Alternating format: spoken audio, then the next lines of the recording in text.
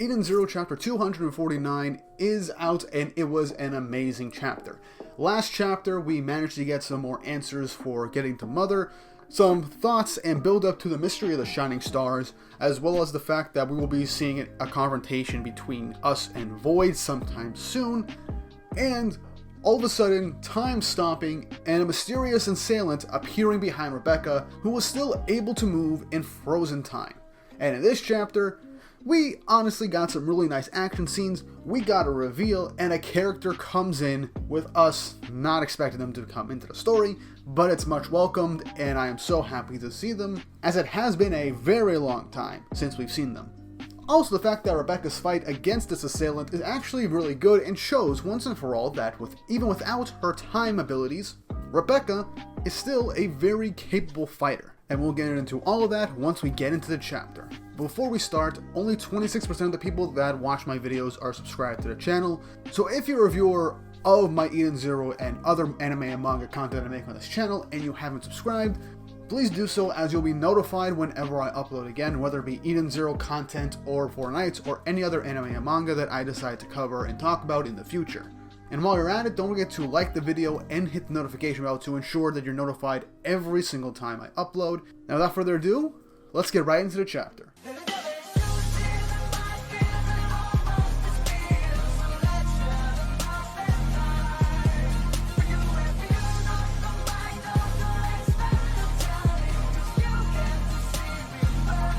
The very first page of this chapter, chapter 249 of Eden Zero, is a color page of Rebecca in the bath as she realizes that time is stopped, and realizing that she is the only one moving, wondering why that is, as she then begins to shiver as it is freezing cold in this snow planet, as this assailant is still hovering up in the air. And with that, we get a nice color spread of the main fighters of the Eden Zero, Shiki, Rebecca, Homura, and Wise, in this really nice new type of art style that Mashima ended up drawing, and I love it. I would honestly not mind if every color page was like this. This was really cool, and it just shows that Mashima can make some really cool stuff whenever he wants to. But moving on into the chapter, Rebecca then notices the mysterious person above her asking who they are, as they then launch their cable hair whips towards Rebecca, as she then dodges.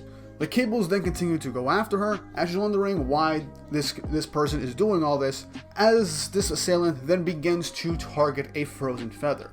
Rebecca grabs Feather and knocks her out of the way, as she realizes that Feather is stopped. Now, obviously, like last chapter, I just should have mentioned this earlier, there's going to be some censoring in this portion. So, yeah, a good 7 pages are dedicated to the bath scenes, so obviously it's not as explicit as last time, but I just figured I should just say that there is going to be some censoring throughout this chapter once more. The assailant jumps into the water, swims, and then kicks Rebecca into the air, as she is then slammed onto the ground, as she begins to take cover behind a rock, as she's trying to find clothes as it is incredibly cold and she cannot move very well. She dodges another attack, and she realizes she can use her overdrive. As we've seen with every character, their clothes change whenever they enter overdrive, and once she enters her overdrive, she will actually get clothes. But as Rebecca starts to think this, she realizes she can't enter overdrive, and she's too cold to use her powers. This might seem stupid, but I think I get why. Overdrive requires you to actually consciously manipulate your ether to the critical point so you can actually transform. Since she's so cold and shivering, she can't focus hard enough to actually feel her ether and make it so that she can actually power up. At least that's my ongoing theory for why this is, and why her being cold is affecting her ability to transform and use her abilities. The cable wraps around her leg and throws her through the fence into the men's bath, as she then falls boobs first right onto Shiki's face, who is also frozen. And I just find that hilarious, and Shiki is one lucky man. Rebecca apologizes to a frozen Shiki, and she looks over at Shiki and Wise, and she's like, okay, what do I do? He's naked, and I'm naked. What am I gonna do now? And she is incredibly embarrassed in the situation, despite him being in a life or death situation. The assailant bot goes around, it is about to attack Rebecca again, as she then realizes that there is a familiar feeling. She's naked and time has stopped. As she comes back to think that this is the same thing that happened back in World 29 or Universe 1, when she used her cat leaper abilities to go from world or universe to universe and travel back in time for the first moment. I was able to get another flashback of which telling Rebecca that basically being nude is the easiest way to activate ether in your body. Rebecca then brings up the fact that she's not supposed to have time travel powers in Universe 0. With that being the case, she comes to the conclusion that this must be this person's power. It must be her power, as she looks over and sees on this robot assailant's chest, Joker, which shocks her, as we all know that one of the Irrationales Galactica is called Joker Helix, and this seems to be Joker Helix making an advanced assault. And I actually thought of this in the previous chapter. This might be one of the Galactica making an advanced assault, making way and making things easier for Void when he inevitably gets here. Rebecca then gets kicked by the bot and into the walls, making it inside. As she gets up, she grabs a towel and begins to run off, as she has to find somewhere warm. The robot then begins to chase her throughout the building, crawling on the walls, and then lands on top of her with another devastating kick, crashing Rebecca right through the floorboards. Rebecca manages to stop her fall by using her legs to stop in between two giant gears, and as I think and how we all think, she realizes that this situation, she looks completely ridiculous with how things are going. She then sees the android falling down, and she then avoids even more of her attacks. She grabs onto a gear as it moves forward, and she gets her footing on top of it. She continues to move and find another platform so she can get her footing as the android continues to chase after her. Rebecca turns around, proceeds to make a fighting stance, saying that she's starting to feel nice and warmed up.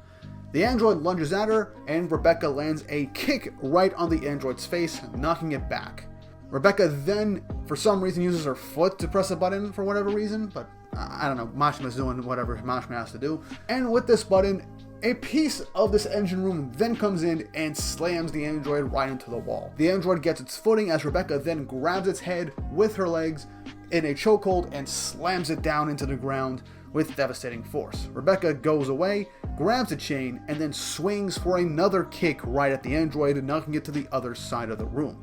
As Rebecca states that I told you, I was warmed up, didn't I? My powers are back, as she then enters her overdrive and lands a devastating kick, her Bell Holly needle, right on the android's face, crashing it into the ground as she smirks with the android down on the ground. Rebecca lands, asking who they are, and asks if they can even talk, as we just get a gurgled noise coming from the android. Rebecca exits her overdrive, presumably because she was exhausted or thought that she won the fight, but she then gets back in a fighting stance as it gets up, saying it still wants to fight. We then see someone hold up a gun in one panel, as then the robot is then shot in the back of the head as it is officially destroyed and defeated. This shadowy figure goes on to state that that was an alter ego of Joker, one of Void's minions, but not the actual Joker themselves. As Rebecca sees who this mysterious person was, as they say, "It's good to see you again, Rebecca," revealing the Old Man Wise. Professor Wise has made his reappearance in the story, shocking Rebecca. And that is the end of this chapter. So, Professor Wise is back. We took out a minion of Joker Helix. Rebecca entered her overdrive and actually fought this thing fairly well on her own once she managed to warm up and was able to use her powers. And fan service.